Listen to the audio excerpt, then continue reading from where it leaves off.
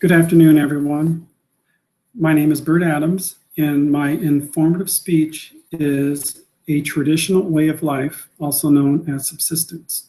Native Alaskans do not care for the word subsistence. They embrace the phrase, our traditional way of life. This definition means that it is a part of our lives. The word subsistence was invented by the federal government when they were writing the Alaska National Interest Lands and Conservation Act, also known as ANILCA. What is subsistence, and why is it a part of life in Alaska? The law defines subsistence as customary and traditional uses of fish and wildlife. The second part of the question is simple. It's been a practice for over 1,000 years, and today rural Alaska communities have a high cost of living, which makes it necessary for families to live off the land. Subsistence is a controversial issue and has a wide range of topics, but I will focus on 3 issues: the economy, the harvest, and regulation. Our economy. In my community, Yakutat, Alaska, we pay $5.86 a gallon for diesel, have a power rate of 56 cents a kilowatt, and $5 for a gallon of milk. We have what our community calls a cash value or land resource value economy.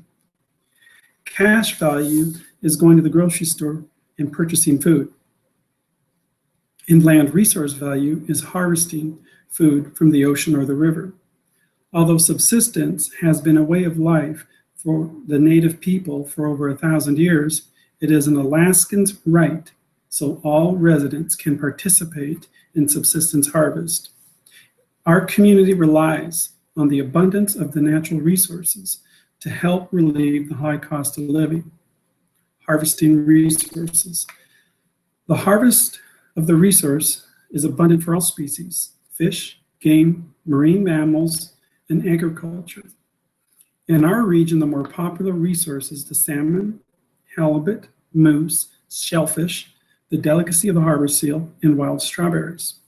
In the past, all parts of the animals was utilized, from the meat for the food, bones for tools, furs and skins for clothing, intestines for liquid pouches, and fats for the oils. Today, most of the use is meat, furs, and fat. There are different methods for harvesting depending on what you are harvesting.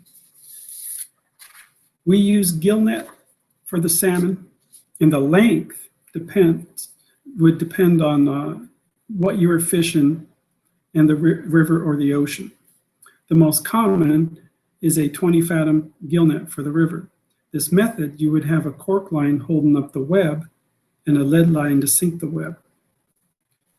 For halibut, a long line is used, which by regulation cannot exceed 30 hooks.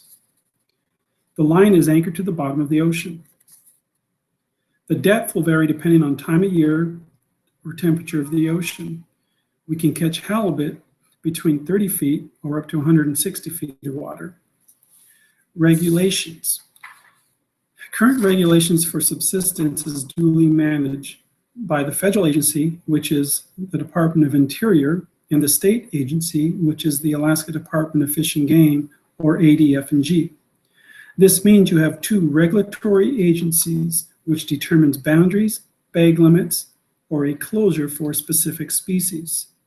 The #1 complaint by Alaskans is when ADF&G closes the subsistence keen harvest for a specific river system, but keeps the keen open for the sport angler for the same river during the same time period.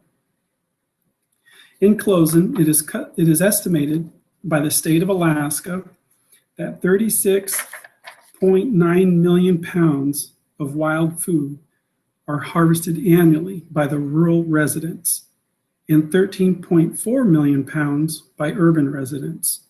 With over half the population living in urban Alaska, 73% of Alaska's subsistence comes from rural communities. This is a traditional way of life. Thank you.